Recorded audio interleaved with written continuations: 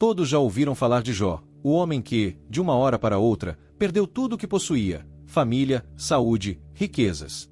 E, como se não bastasse tanta dor, ainda teve de enfrentar amigos que, em vez de oferecer apoio verdadeiro, questionaram sua fé e sua integridade diante de Deus. Mais surpreendente que a própria tragédia de Jó, porém, é como esses amigos, que inicialmente foram movidos por pena e compaixão, acabaram se tornando acusadores implacáveis, piorando ainda mais o sofrimento dele. Segundo o relato bíblico, Jó tinha 3 amigos principais: Elifaz, Bildade e Zofar. Eles aparecem na história já no contexto da provação de Jó, quando o Senhor permitiu que Satanás testasse sua lealdade, levando-o a um sofrimento extremo e quase insuportável. Ao saberem da desgraça que acometeu Jó, esses 3 decidiram visitá-lo. Cada um saiu de sua terra natal e foi até Uz, o lugar onde Jó residia. Aparentemente, eram homens de posses, ricos e com certo status social, assim como Jó, que antes de suas perdas era descrito como o maior homem do Oriente, um título que reflete sua enorme influência e prosperidade, conforme registrado na Bíblia. Se você está gostando deste conteúdo e quer mergulhar mais fundo nas histórias da Bíblia, não perca tempo. Inscreva-se no canal agora mesmo, ative o sininho para receber todos os vídeos e deixe seu like para nos apoiar. Vamos juntos explorar as narrativas que transformam vidas e revelam verdades eternas. Sobre quem eram esses amigos, a Bíblia oferece poucas informações diretas, mas há pistas interessantes. Elifaz é chamado de Temanita, o que pode ligá-lo a Temã, uma região mencionada no livro de Jeremias como conhecida por sua sabedoria e associada aos Edomitas.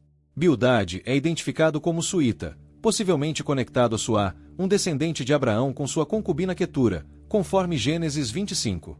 Já Zofar, o Naamatita, talvez viesse de uma área relacionada a Edom, embora a localização exata permaneça incerta entre os estudiosos. Alguns sugerem que a ordem em que são citados, Elifaz, Bildade e Zofar, reflete suas idades, com Elifaz sendo o mais velho e Zofar, o mais novo, uma prática comum em registros antigos do Oriente Médio. De qualquer forma, os 3 eram homens idosos, mais velhos que o próprio Jó, e neste texto você vai descobrir quem eram esses personagens e por que, apesar de suas intenções iniciais, falharam miseravelmente em sua missão. Antes de explorar os amigos em detalhes, é importante situar o contexto do livro de Jó. Não há datas precisas que indiquem quando a história aconteceu, mas vários indícios sugerem que Jó viveu na era dos patriarcas, como Abraão, Isaque e Jacó, por volta do 2º milênio antes de Cristo. Por exemplo, o texto bíblico não faz menção à lei de Moisés, ao templo ou ao sacerdócio levítico, instituições que só surgiram mais tarde na história de Israel.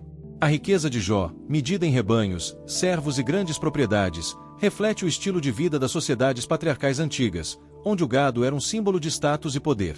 Além disso, Jó agia como sacerdote de sua própria família, oferecendo sacrifícios pelos filhos, uma prática comum entre os patriarcas antes da formalização do sacerdócio em Israel. Lugares mencionados, como Temã e Suá, apontam para regiões ligadas a Edom ou aos descendentes de Abraão, como os ismaelitas e edomitas, povos que habitavam áreas desérticas ou semidesérticas ao redor de Canaã. Geograficamente, a terra de Uz provavelmente ficava a leste de Canaã, talvez próxima de Edom ou da Arábia. Alguns estudiosos a associam a um descendente de Arão citado em Gênesis 10:23, enquanto outros a veem como uma região próspera em pastagens, ideal para a criação de gado e agricultura em grande escala. Culturalmente, o relato reflete uma época em que honra, prestígio e influência social eram valores centrais, especialmente para homens proeminentes como Jó e seus amigos. A visão teológica predominante naquele tempo associava sofrimento a castigo divino e prosperidade à bênção, uma perspectiva simples que molda os diálogos entre eles. Isso revela como a sabedoria humana da época tentava dar sentido às tragédias, num contexto pré-mosaico onde os costumes patriarcais definiam tanto a fé quanto os rituais religiosos. Foi exatamente nesse cenário que Jó, um homem justo e temente a Deus, enfrentou a maior crise de sua vida, cercado por amigos cujas palavras expõem as limitações da mentalidade daquele período histórico. A Bíblia narra que os amigos de Jó genuinamente se importavam com ele. Saíram de suas terras distantes para visitá-lo, mas o estado de Jó era tão devastador que mal conseguiram reconhecê-lo de longe. Ao se aproximarem, choraram alto, rasgaram suas vestes e jogaram terra sobre suas cabeças, gestos tradicionais de luto e solidariedade no Antigo Oriente Médio. Ficaram sentados com ele no chão por 7 dias e 7 noites, em silêncio total. Até esse ponto, agiram bem. Mas então Jó rompeu o silêncio, desabafando sua angústia profunda, amaldiçoando o dia em que nasceu e lançando questionamentos a Deus. Foi aí que os amigos abriram a boca, e tudo desandou.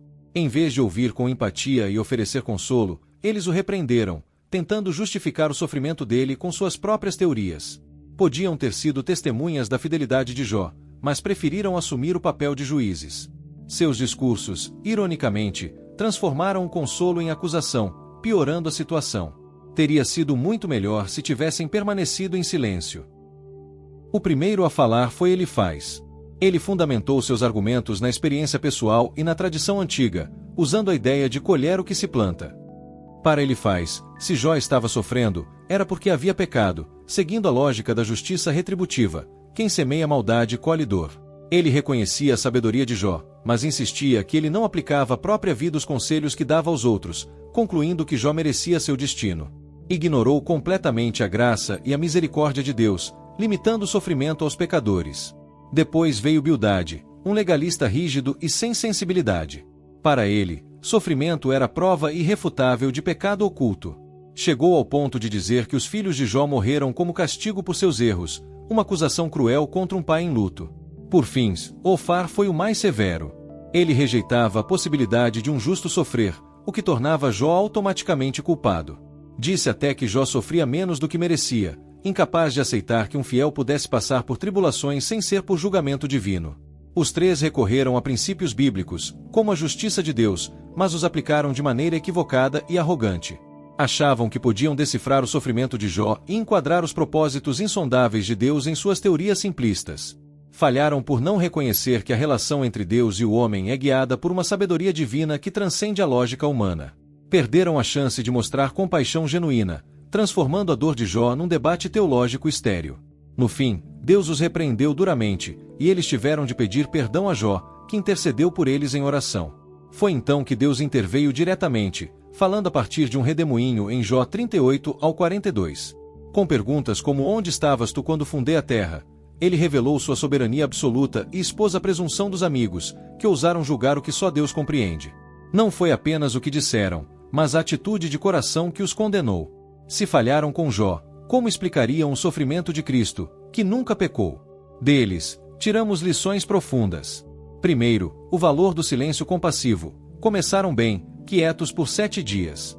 Estar presente muitas vezes vale mais que palavras.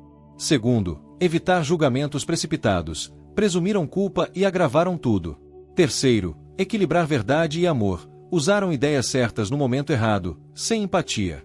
Quarto, reconhecer nossos limites. Deus os corrigiu por sua arrogância. Por fim, buscar reconciliação. Arrependeram-se e consertaram o erro. O exemplo deles nos desafia a agir diferente com quem sofre. Gostou?